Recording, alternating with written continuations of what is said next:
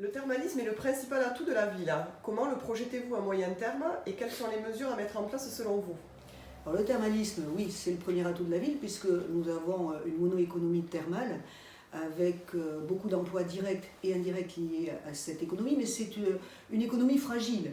C'est une économie qui est soumise aux aléas du remboursement de la sécurité sociale. C'est une économie qui est soumise aussi à d'autres aléas.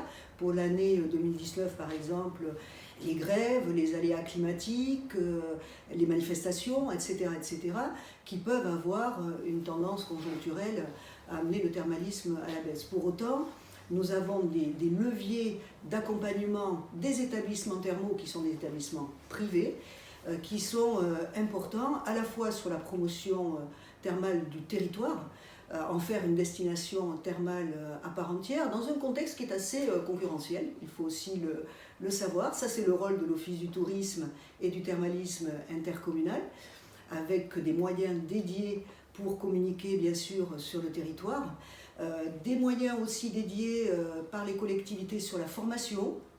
Le premier exemple, c'est l'Institut du thermalisme porté par les collectivités en plein cœur de ville, qui accompagne la formation pour les agents thermaux, mais aussi tout un travail très fin qui a été mené par une gestion prévisionnelle des emplois et des compétences pour déterminer à moyen et long terme les besoins nécessaires à tous les métiers dans cette filière thermale et bien sûr accompagner le territoire des formations nécessaires pour ce développement.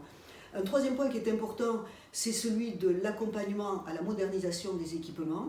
Là, c'est le plan thermal de Nouvelle-Aquitaine, c'est les aides dédiées par les collectivités pour que les équipements thermaux puissent s'adapter, surtout résister aux normes draconiennes qui leur sont imposées et qui sont parfois un frein à leur développement ou un risque.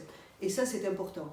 Et puis, si on doit se projeter vers l'avenir, en ce qui me concerne, avec mon équipe, nous souhaitons faire de Dax, de cette station thermale, la première station thermale éco-responsable.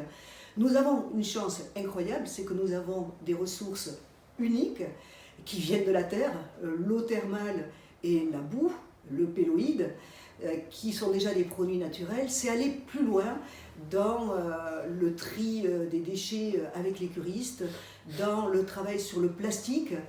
Et pour cela, nous avons décidé de nous rapprocher du groupe Gascogne qui a envie de relever ce challenge pour travailler sur ce volet-là.